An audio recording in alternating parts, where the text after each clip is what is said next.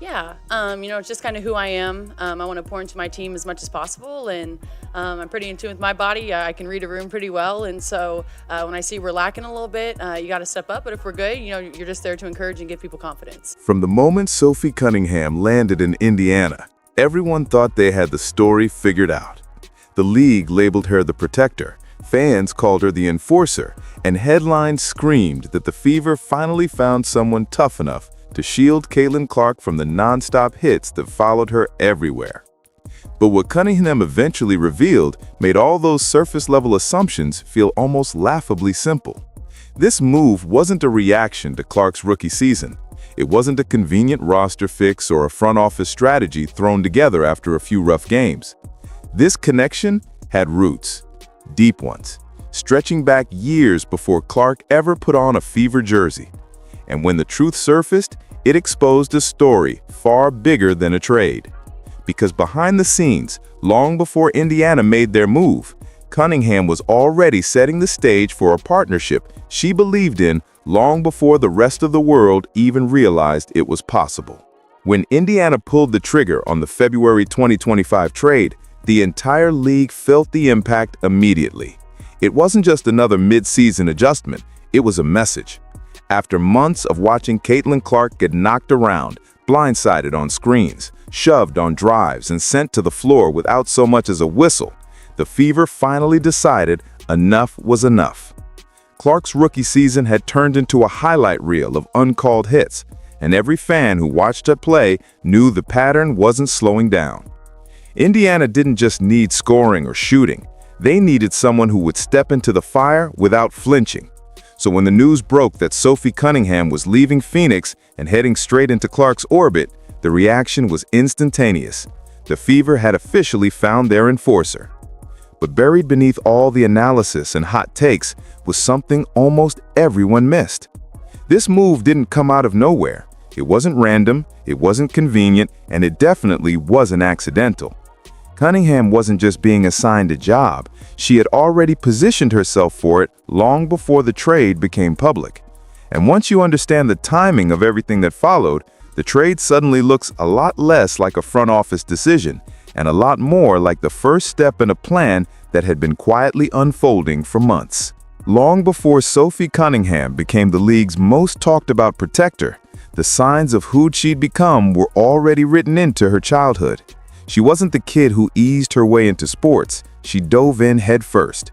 At just 6 years old, she earned a black belt in Taekwondo, something her parents jokingly thought would keep her busy, only to realize they had just unlocked a competitive fire that didn't have an off switch. On the playground, in youth leagues, wherever she played, the same pattern followed. She went harder than everyone. By kindergarten, other parents were complaining she was too aggressive on the soccer field. That wasn't misbehavior, that was her default gear.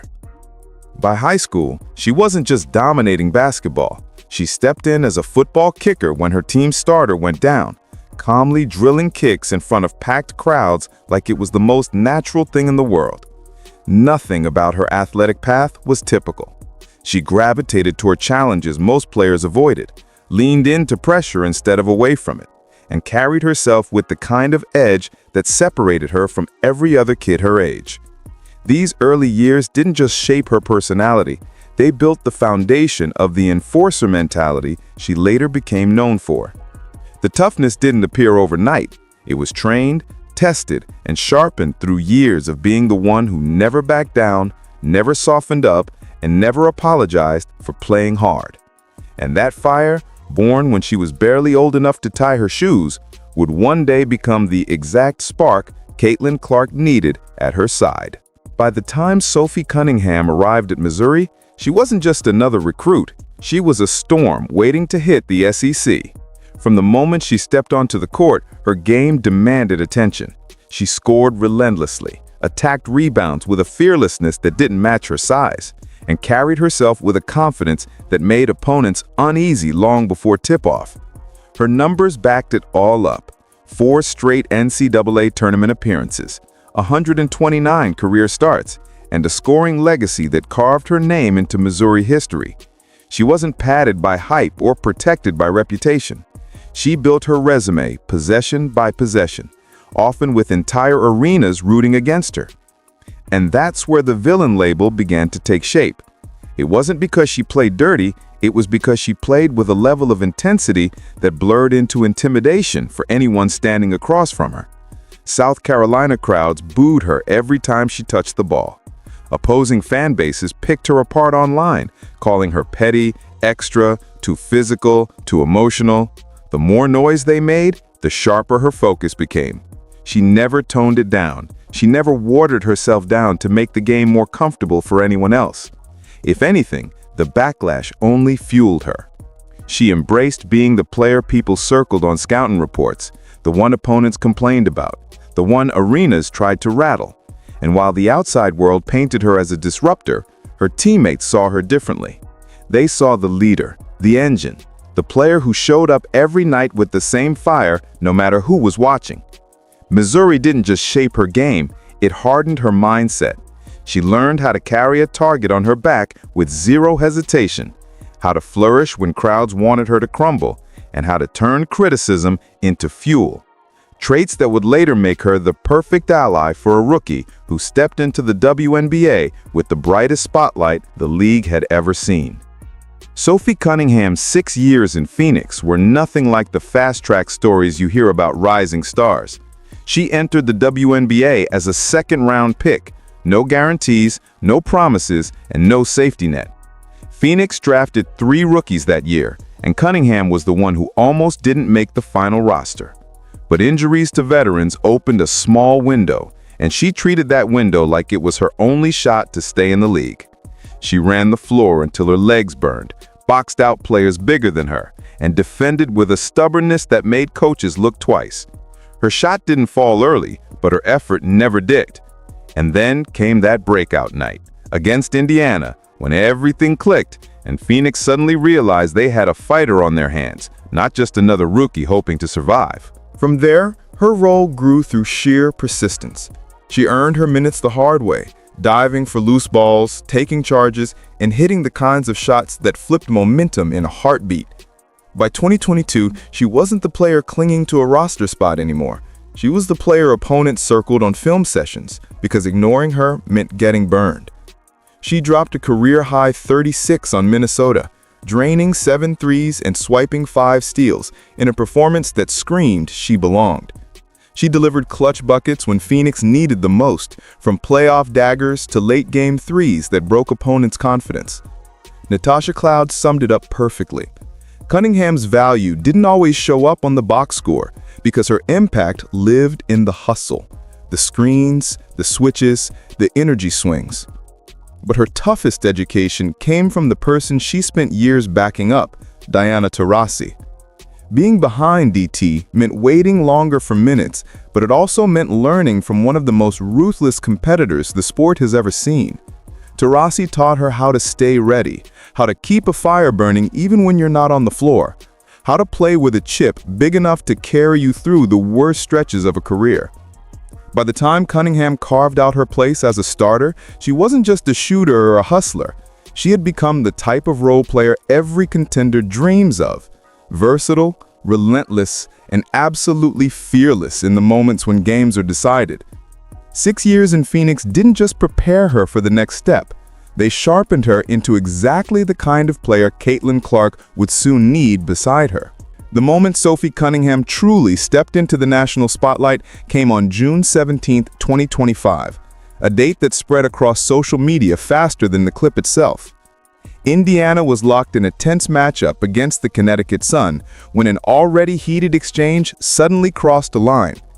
JCS Sheldon poked Caitlin Clark in the eye during a scramble for the ball, and in the split second that followed, something in Cunningham flipped like a switch. She didn't hesitate, she didn't look to the refs, she didn't even look at the scoreboard. She marched straight into the chaos with a level of intensity that stunned everyone in the arena. What happened next was pure, unfiltered enforcer mode. Cunningham planted herself between players, stared down anyone who dared get close, and made it clear that Clark wasn't taking another hit without someone answering for it. Voices rose, tension spiked, and the benches moved before security could even process what was happening. Cameras caught every angle, microphones picked up every heated word, and within minutes, the clip had exploded online. TikTok blew up. Her following skyrocketed from a few 100,000 to well over 1 million in just days.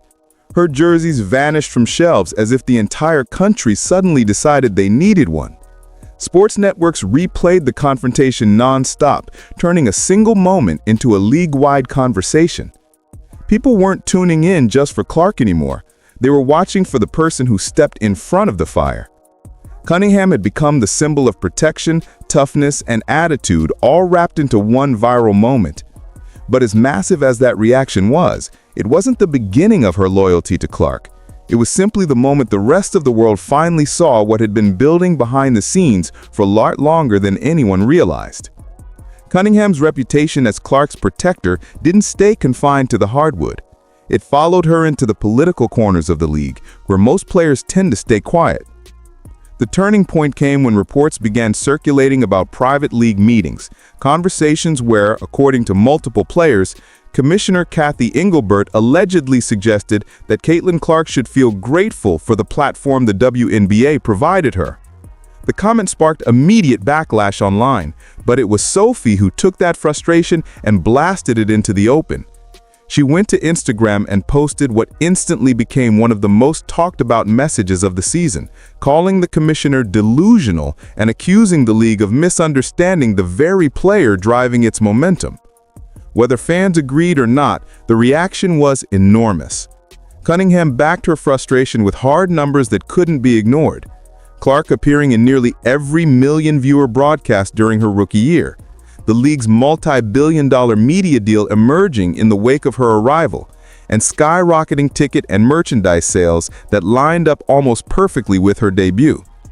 Cunningham's point wasn't subtle. If anything, it was a direct challenge to how the league publicly framed Clark's impact. And while some argued she went too far, others praised her for saying what they felt the league itself wouldn't admit out loud.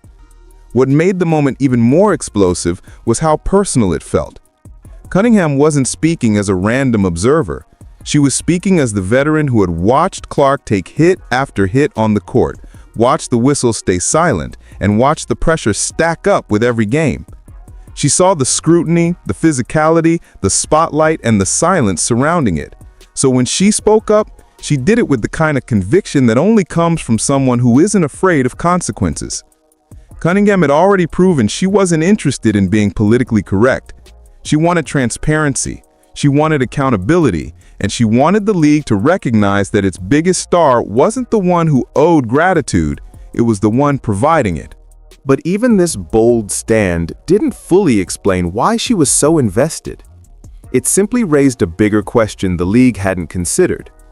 Why was Cunningham willing to risk her own reputation, her own standing, and her own career just to defend a rookie? The answer, as it turns out, had roots that stretched further back than anybody realized. Long before Sophie Cunningham ever suited up beside Caitlin Clark, there was a connection quietly forming, one almost nobody noticed at the time. While the rest of the league was still debating Clark's hype, still arguing about whether her college dominance would translate to the pros, Cunningham had already made up her mind. She wasn't just aware of Clark, she was genuinely a fan. In 2024, while still wearing a Phoenix Mercury jersey and with zero indication she'd ever leave the franchise, Cunningham went on record saying she'd love to play with Clark someday.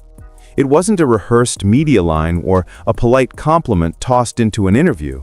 She emphasized it, she repeated it, and she made it clear she didn't say that kind of thing about just anyone. Rumors later suggested she watched Clark's games religiously, studying the insane range, the fast twitch handle, the way Clark could flip the energy of a building with a single shot. Many players respected Clark from afar, but Cunningham's admiration felt different, more personal, more invested. She wasn't chasing headlines or trying to attach her name to the newest star. She saw something in Clark's game that pulled her in, something she wanted to be part of. Looking back, that interview feels less like a casual moment and more like the first puzzle piece in a story that didn't make sense until the trade happened. Because when Indiana came calling months later, it wasn't just a franchise searching for toughness, it was a veteran stepping into something she had quietly hoped for. The role of Clark's protector wasn't assigned to her, it was the role she had already envisioned herself playing long before anyone connected the dots. And once that connection came to light, the whole narrative shifted. This wasn't just a business move, it wasn't luck, it wasn't coincidence. It was a bond years in the making, revealed only after the rest of the world finally caught up. Leaving Phoenix should have been the hardest decision of Sophie Cunningham's career. For 6 years, the Valley wasn't just where she played, it was where she grew up as a pro. She survived roster overhauls, coaching changes, and the turbulent seasons that would have pushed weaker players out of the league entirely. She earned a starting role, became a fan favorite, and even signed an extension through 2025, because by all accounts, she genuinely loved the organization and believed in the direction new ownership was taking. Phoenix was her second home, the place she expected to keep building her legacy. But when Indiana called, something shifted.